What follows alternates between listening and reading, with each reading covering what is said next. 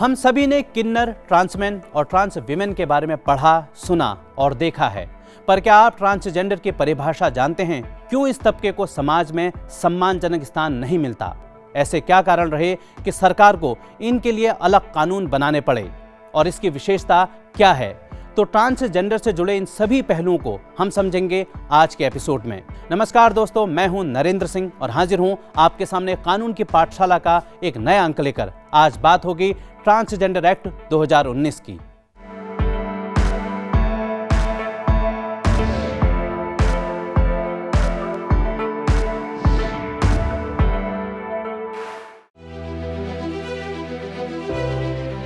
Transgender को हिंदी में परलैंगिक कहा जाता है। ऐसे व्यक्ति जिनका लिंग उनके जन्म के समय के नियत लिंग से मेल नहीं खाता है। ट्रांसजेंडर में ट्रांसमैन, ट्रांसविमेन, इंटरसेक्स और जेंडर क्वेयर आते हैं। साथ ही ट्रांसजेंडर में किन्नर भी शामिल किए गए हैं।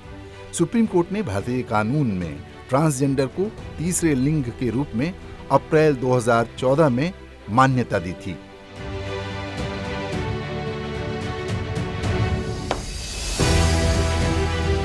ट्रांसजेंडर के अधिकारों का संरक्षण विधेयक 2019 संसद से पारित है।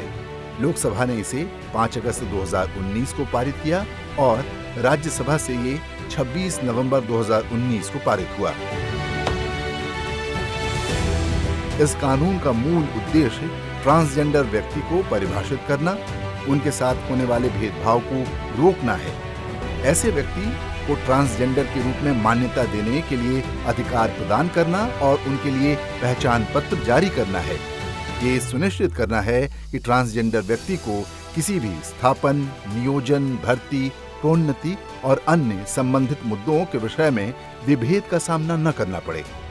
उनके लिए शिकायत निवारण तंत्र स्थापित करना और अधिनियम के उपबंधों का उल्लंघन करने पर दंड का प्रावधान सुनिश्चित करना है।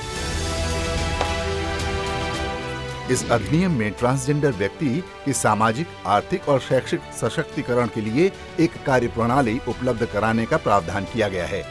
इस विधेयक से हाशिए पर खड़े इस वर्ग के विरुद्ध लांछन, भेदभाव और दुर्व्यवहार कम होने के साथ ही इन्हें समाज की मुख्य धारा से जोड़ने से ट्रांसजेंडर वर्ग को लाभ पहुंच रहा है।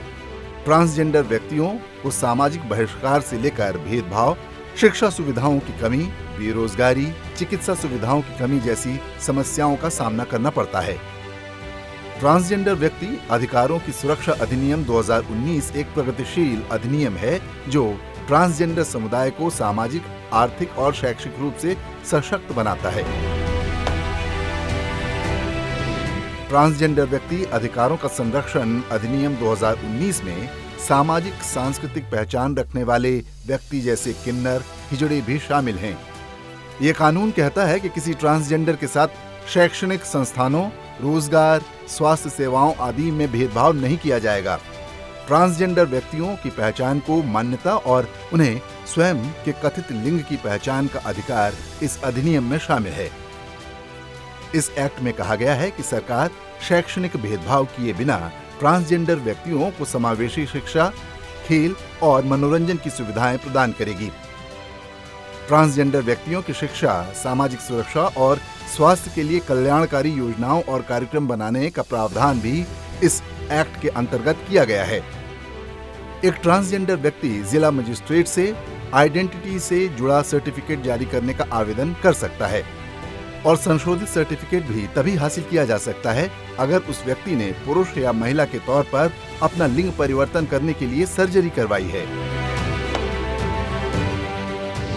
यदि कोई व्यक्ति या संस्था ट्रांसजेंडर से भीख मंगवाना, उनसे बलपूर्वक या बंधुआ मजदूरी करवाना, उन्हें सार्वजनिक स्थान पर प्रयोग करने से रोकना, उन्हें परिवार, गांव इत्यादि में निवास करने से रोकना और उनका शारीरिक, यौन, मौखिक, भावनात्मक और आर्थिक उत्पीड़न करते हैं तो इसे ट्रांसजेंडर अधिनियम का उल्लंघन माना जाएगा। इन अपराधों के लिए 6 महीने से 2 वर्ष के बीच की सजा और जुर्माने का प्रावधान है।